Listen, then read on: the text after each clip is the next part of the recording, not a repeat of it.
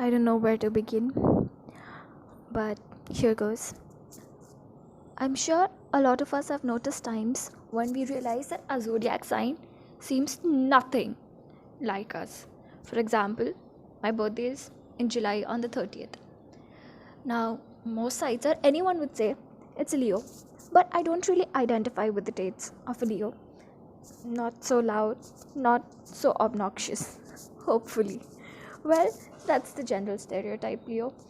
I'm sure I've noticed a lot of warmth in my fellow Leos. And boy, when they get you gifts, they go all out. Yet, it doesn't quite seem to resonate. Or perhaps you're a Cancerian and you just feel like you're not as sensitive or intuitive as some sites or the newspaper would claim that you are. Or have there been days when you've looked at your horoscope and you've realized, well, that is certainly not the kind of day I just had?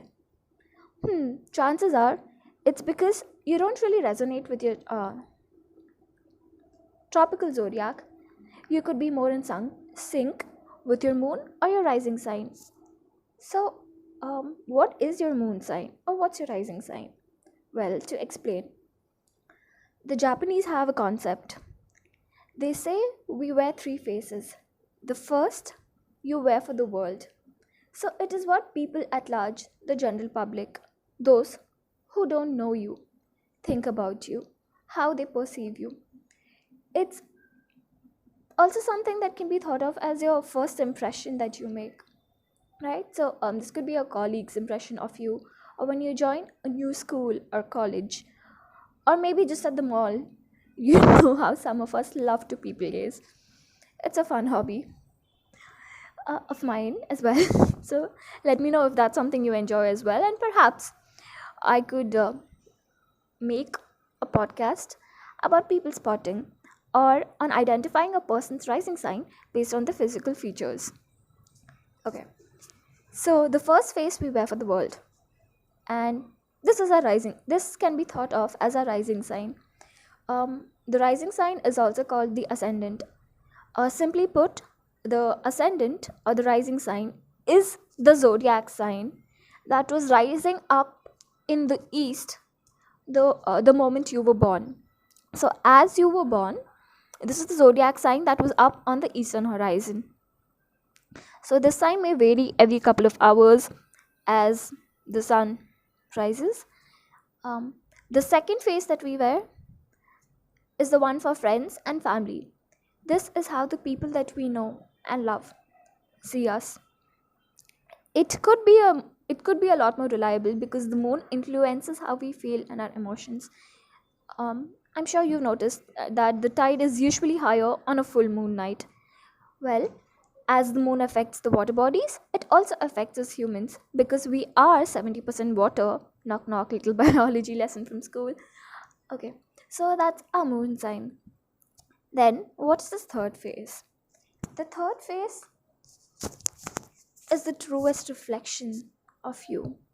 It might also be a part of you that nobody else sees, or perhaps a side that you may not be fully aware of. So, what could this be? What sign could this be? Well, simply put, this could be just the result of all of the aspects of your birth chart. The birth chart is a tad complicated thing. It is definitely not as simple as knowing your zodiac sign alone. For the zodiac sign, you just need your date of birth and the year. And yeah, that's about it. However, to figure out your entire birth chart, you need the date of birth, the year, the time, the place, all of those little details.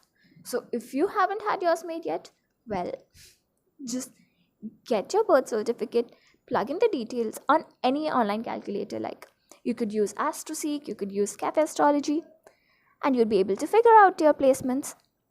So simply put, all of the planets, from including the sun to Pluto, they all have a role to play.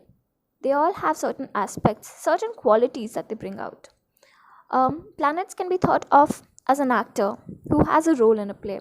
And how do they play this role? Or how do they do the job that they're assigned?